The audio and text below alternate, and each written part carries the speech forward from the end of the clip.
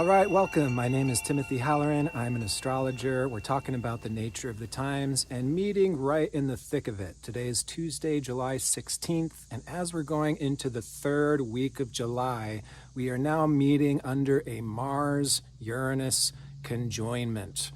Right now, as I'm shooting this, the moon in Scorpio is opposite to that Mars, Uranus.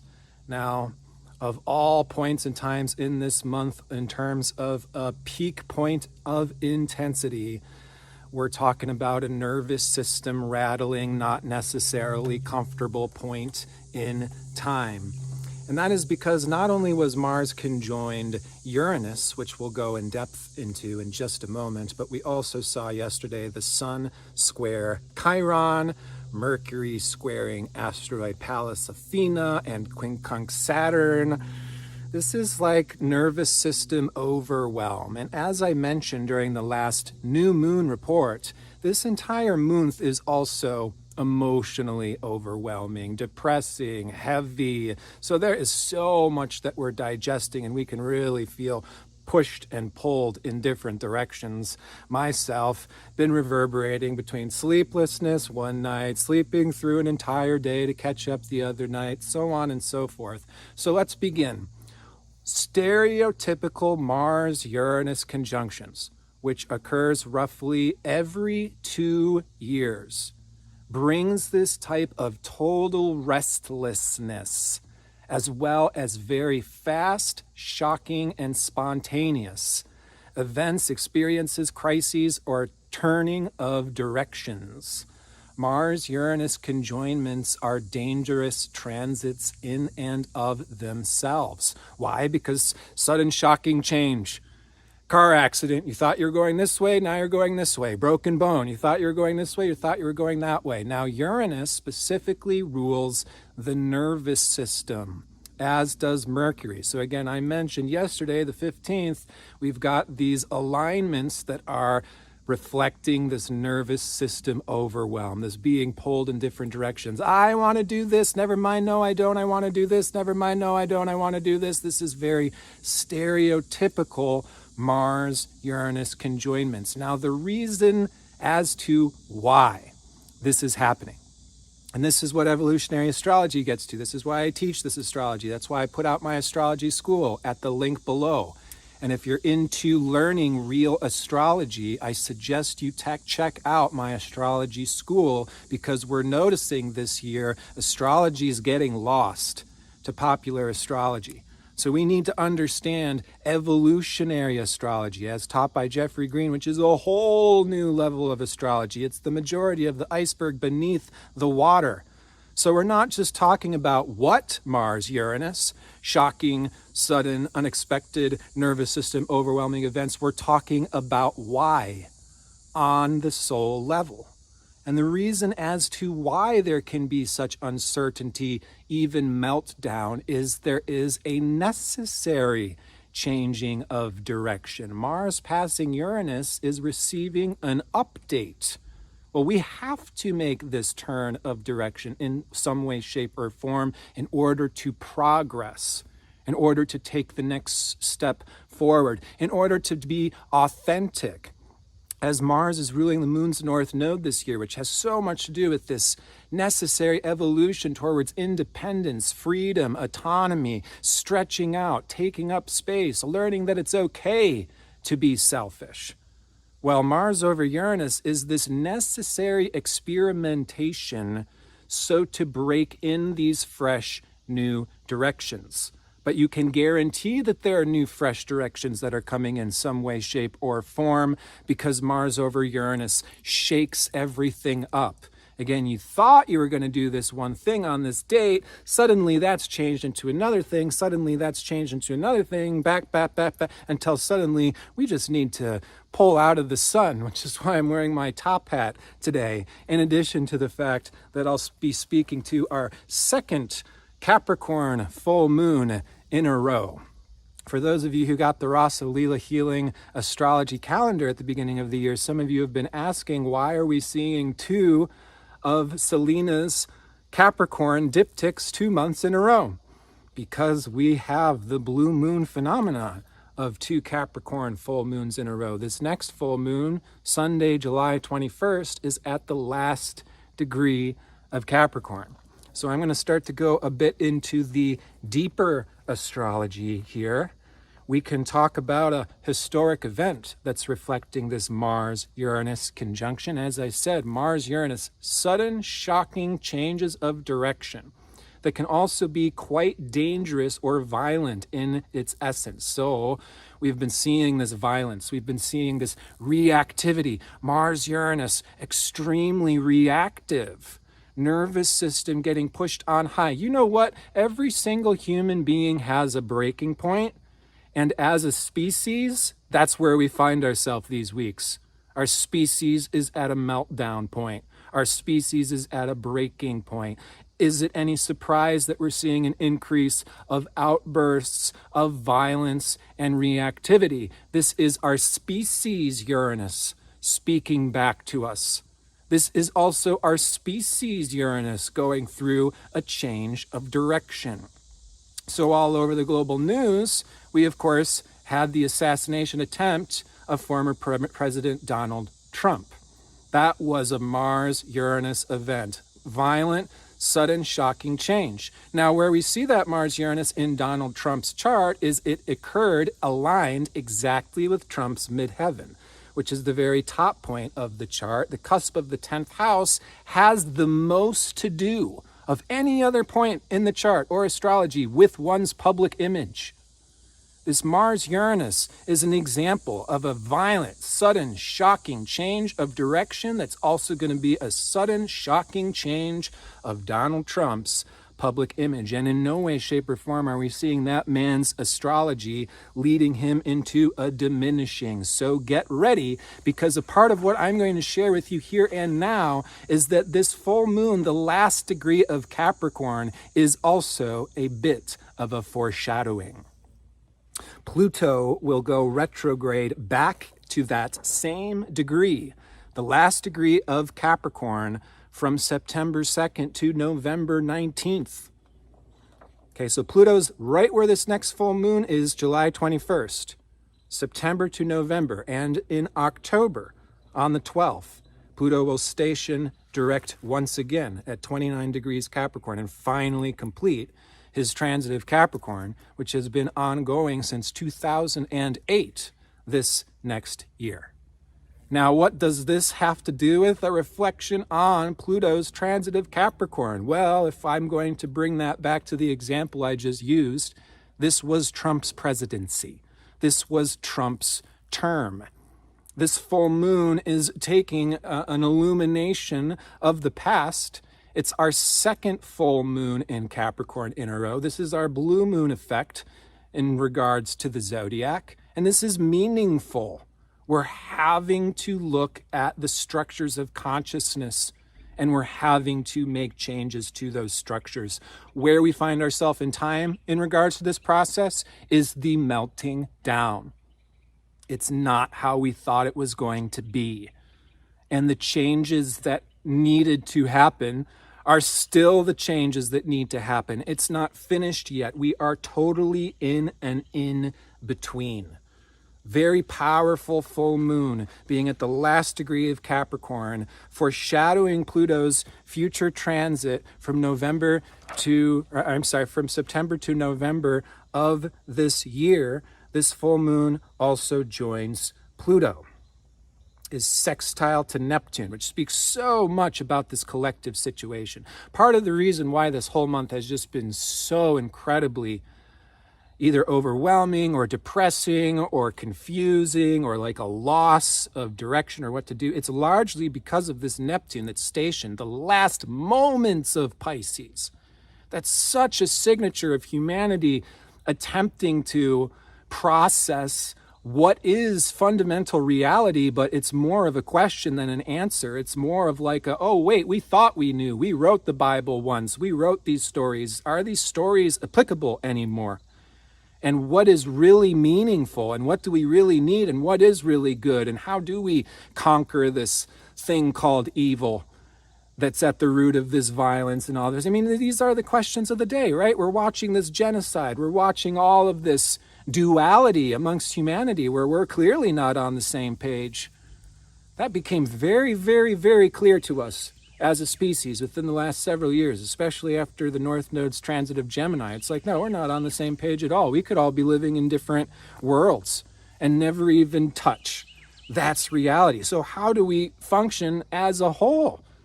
And what do we need? And what is good for the whole? What does this species need at this time? This is calling for a total infrastructural change. That's going to happen collectively, but boy, we can be feeling this personally as well. It's like, okay, full moon in Capricorn, it's time to get serious. Illuminating the last degree of Capricorn conjunct Pluto is we're seeing this overhaul. It's like there was a bomb that was dropped and it left a huge crater. And we walk out our backyard and there's a huge crater for our backyard now. And it's like, okay, what is this, just the end? This is my last chapter. It's me living beside a giant crater for the rest of my life. This is a metaphorical crater, by the way. This is a metaphorical void. But boy, we can be feeling that in this cycle that began with the Cancer new moon, can we not? It's like, oh my God, what am I just supposed to do? The same thing forever? The thing I've been trying to bust out of for the last decade is the same thing I come back to at the end of the day. This whole thing we've been trying to fight against, call it evil or call it, the opposite of progress, whatever is getting in the way of humanity improving our situation, suffering a little bit less, what is that? Why is it not getting any better? We have to look at the actual human condition here, and this full moon is not, it's not saying that it's all figured out. It's like, okay, that crater is in your backyard. That's going to take some work. We're going to need a construction crew. We're going to need some resources to fill that crater. How do you want to fill that crater? Maybe you don't want to put it back to where it was before. Maybe that was a garden and now it's going to be a pond. You know what I mean? And maybe that pond can grow even more beautiful gardens around it. But we've got a creative problem to solve here. Wherever this crater is, wherever there's been this huge death or this huge transformation of some kind. I mean, that's what 2020 was for. That was a Capricorn event. That woke us up to our mortality. That made us aware of long-term living. And do we really want to do this for the rest of our life? Well, this second Capricorn, full moon in a row. So these full moons are illuminating Capricorn, a real world assessment, a certain type of seriousness. And with Saturn in Neptune's sign of Pisces, this is particularly affecting our orientation to the whole. And this is particularly affecting our leaders, our charitable givers, our healers, and our deeply creative souls. For example, like I have said, pop astrology is like an infection that's taking over the internet, and it's going to make authentic, useful astrology harder to access. Similarly, artists and musicians are looking at this collective sadness. I mean, it's just sad. It's just depressing. There was a study that was done studying the novelty of music over the decades, and it's just a steep decline. We have entered the algorithmic era where there's an algorithm for everything. This is the art that sells. This is the music that sells. And so all we're hearing now is a singularity of what sounds identical. And it's killing creativity. It's killing our whole ability to see what humanity is. Humanity must see itself for what it is, through its artists and charitable endeavors in a beautiful, diverse expression, just like a full rainbow. We're not seeing that rainbow now. That is what humanity is. All of the creativity is still there, but we have found ourselves, due to the societies, the man-made constructs, the man-made belief systems, and now these man-made algorithms that are fundamentally shutting down our creativity.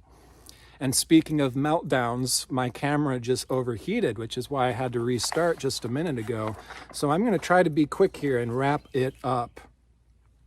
Now, speaking mid to the end of July, there's again this reprioritization. Chiron stationing on the 26th.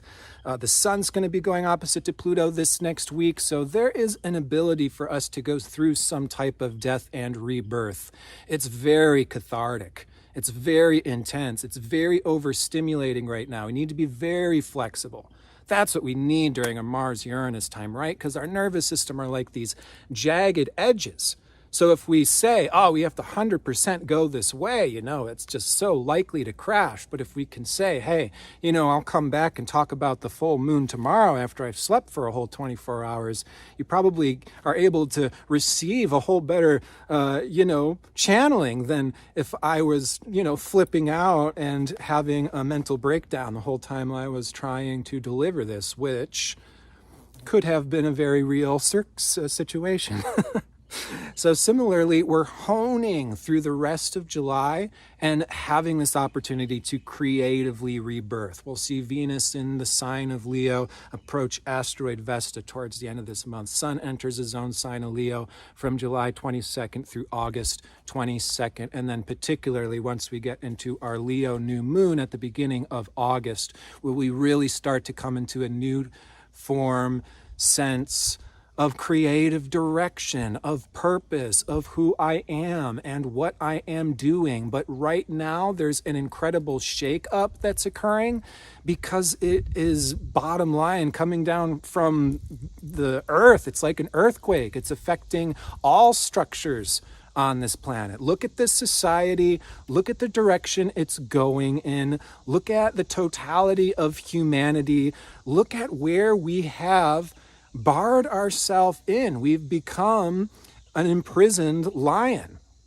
And we have lost the beauty and the nobility and the regality of what human is supposed to be. So there really is a sadness for people that are awake, aware, sensitive, caring souls. This is a challenging month. This is a month where we're digesting all of these tragedies and all of these missing of the marks. But we have to receive this feedback and continue to try. We have to pick ourselves up. We have to be willing to experiment, because as much as there can be a meltdown occurring, and again, I'm putting this out right in the middle of it, right in the high point of it, right when there can beginning to be turning points. So congratulations in having made it up to this point. This melting down can be rebirthing itself in a new and exciting way. It's like, okay, once we melt those materials down and you have those raw materials, we can start to get excited again about what we're painting and what we're creating next. So that's going to be forthcoming as we enter into August of this year. I hope that you've been keeping yourself afloat. Prioritize yourself. We have to put our own self-care and the taking care of our nervous system as a number one priority these days, especially those of you receiving this video, because there are so many sensitive, caring leaders and healers that tune into this stream. We want to save, we want to rescue so many people out there, but we have to prioritize these changes of direction, even though it may be a little bit inconvenient. If we're willing to experiment and change things up a little bit, I think we can come out of this period with a huge sense of renewal, a new sense of motivation, a new sense of direction. We're at the halfway point in between eclipses, and I think that we can start to notice a changing of momentum as we start to get towards the last half of this year. That said, it's not about to slow down or get any more boring. Again, I already mentioned the foreshadowing, the Pluto transit back into Capricorn occurring from September to November of this year. So there's more of this cork to pop. It's like we know the cork is gonna pop. It's about 90% popped, but we're not tasting whatever delicious beverage is gonna be coming out quite yet, because we're still wriggling out this last thing. And whatever's coming after this, it's not going to be what it was before. No way or how. Even if it topically looks the same in similar ways, there's going to be some fundamental differences here, so we can clear the old out.